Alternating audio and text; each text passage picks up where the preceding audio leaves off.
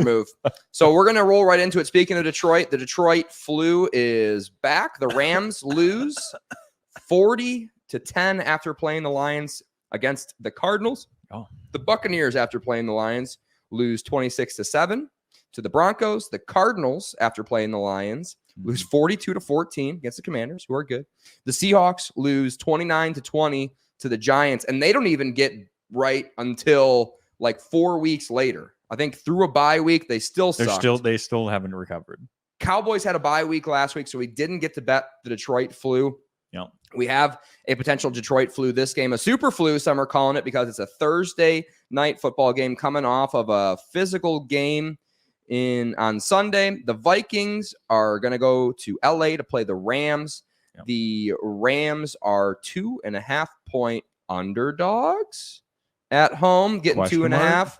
The over-under set to 48 points. Cooper Kupp probably going to be back for this game, although it is rumored that he is a trade target. What do you got on this one, James? Well, I don't have any trade rumors for him yet, though I unfortunately did call something this weekend, which was DeAndre Hopkins to the Chiefs. So, did you say that on the podcast? I did not. I said that to my buddy at the bar yesterday. Oh, okay. I was sitting in Cosm on Sunday night, and DeAndre Hopkins was sitting on the sidelines looking sad, and I turned to my buddy and I go, how much do you want to bet the Chiefs trade for him? And he was like, $20. And I was like, deal. Nice. So, yeah. He essentially, from all I could tell, benched himself. Yeah. He said, I'm done. I'm not going out there. I'm not playing with these quarterbacks that you guys got. No. Send me to somebody who cares. And they did. So that kind of leads into the Kupp thing for me as well, is it seems like wide receivers just bench themselves when they want to get traded. Interesting. And I just don't see Kupp doing that. I agree. Right. So I think he'd be one of those people where we might not get a signal if he's getting traded. But if you see Cooper Kupp looking sad and degenerated, or just like, I want to be out of here. Yeah. So far, we're like 5 for 5 on like angry wide receiver on sideline getting traded next week. live bet against what we're about to pick. To your point, I do have this in my notes as well. Cooper Kupp coming off of a legitimate injury, not like a Devontae Adams injury where it was immediately fixed by him going to New York. This is a real injury. He's been out legit for a while now, coming back, looking good in practice. So I think it would behoove the Rams to put him out there and give him 25 targets, 20 catches for 200 yards. And then maybe you go ahead and get that second round pick that you've been asking for. Doubt it, but I think it's Go prove that he's worth it. Exactly. Yeah. You got to prove that he's healthy, because if I'm trading for Cooper Kupp right now and I need a guy, if I'm Tampa Bay or if I'm Pittsburgh right now, and I need a guy to fill in to play that Chris Godwin role, I need to see on the football field that your 31-year-old wide receiver still has it after this high ankle, because it was a high ankle, right? Is that right? And we've seen, especially with the elder population in the wide receiver position, in the running back position, after they come back off of that high ankle midseason, don't quite look the same. So for all of those reasons, I think they use Cooper Kupp a ton. Sneaky player prop for everyone at home. Cooper Kupp over on receptions. Don't bet yards or anything, but just he's going to get targeted a lot. So yeah. But anyway, back to this game. Go ahead. I really have mixed feelings about this, because your dad said we need to bet the Vikings. So I'm just betting the Vikings. Vikings minus 150. That one's for your dad. No, there is some logic behind this. So it's the 9th offense versus the 13th overall defense, according to PFF, which is what I use. And then the 22nd offense versus the 23rd defense. So these teams are relatively matched when it comes to both sides of the ball. But what Vikings does PFF have have the Vikings defense rated as? What was that? 22nd. 22nd. They do. The Vikings defense. Wow. Okay. Yeah. Big difference in NFL Plus, I bet, huh? I totally disagree. Yeah, EPA per play on defense, the Vikings have been good this season. Go ahead. But with all that said, I really think the Vikings are going to be the first people who've gotten the vaccine ahead of time and are prepared for the Detroit flu. They're a physical team as well. They were close in that game as well. I feel like most of our Detroit flu games, they have not been close. So I think this team has that ability. And quite frankly, I think that the Rams are just still in figuring it out mode. They truly haven't had a healthy team all year. Don't really know what they're doing on offense yet.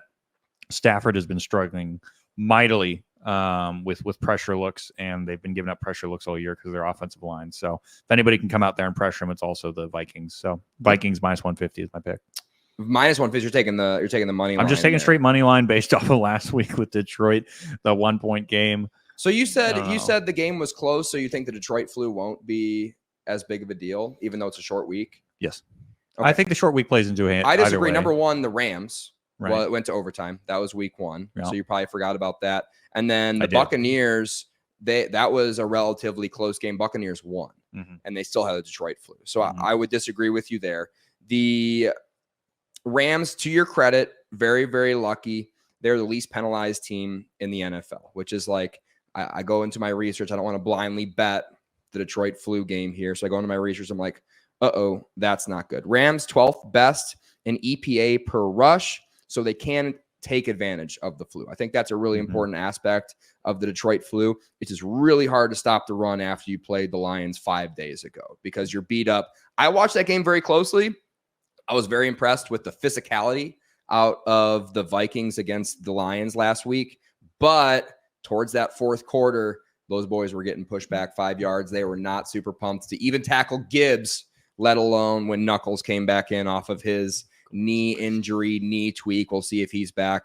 Whatever. Yeah. They landed some real body blows. So I think Detroit flu is still in for this game. Cooper Kupp, I think will be back. I watched him run routes. He looked good, and I think they're going to pepper him. So I don't think we're going to get like a D-hop. I think we're going to get like Devontae Adams. I think we're going to get the opposite of that, where he's actually good. Put out there. He's actually good, and he's going to catch for a ton of yards. He still had it early on in the season, if that's the question. Like you said, he's obviously good. Had 14 receptions against the Lions, which is still a single-game NFL record for the 2024 season. He leads the league in a single-game performance in that aspect.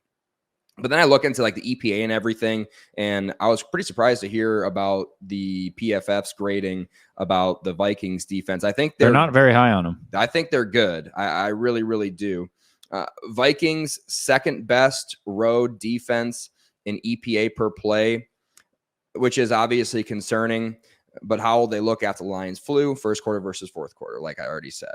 Okay. Just score all your points in the first half. Rams D is surprisingly the second best pressure rate in the league during home football games. Sam Darnold, when under pressure, is the fifth worst in the NFL in EPA per pass.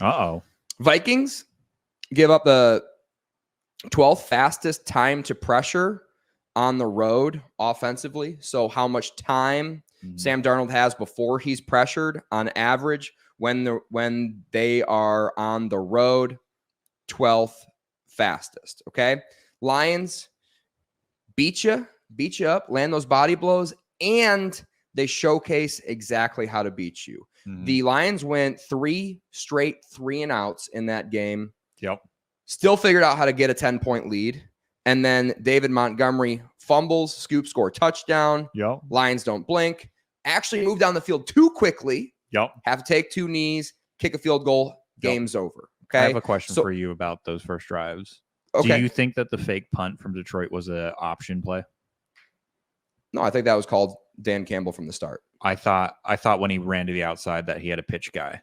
And I thought that was... Well, he did. They just blew it up. Yeah. The Vikings just blew it up. They saw it I wanted confirmation of that because I saw that live and I was like, oh my God, if he pitched it, that would have been amazing. Oh. I thought you were saying, did the Lions have an option based off the look? No, I think he had the option to pitch it. It was a designed option. However, the Vikings just absolutely blew it up. They were ready for it. They were ready for the fake. They knew that the Lions weren't going to come into to Minneapolis or Minnesota and, give up a fake like that. Anyways, Vikings beat you up.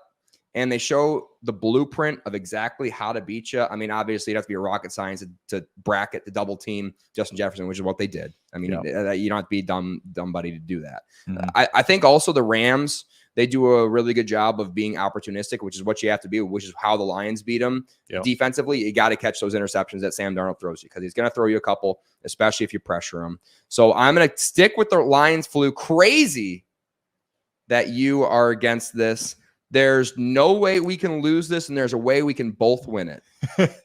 So I'm taking Rams at +2.5, and this will end our schneid on Thursday night somehow. One of us will do it. That one's for your dad. Yep. You're welcome. Yeah. So doing the reverse jinx on the Lions, I respect it. However, It was viewer requested. I had to do it. my record means more to me than anything on this gambling podcast. Okay. So we're going to stick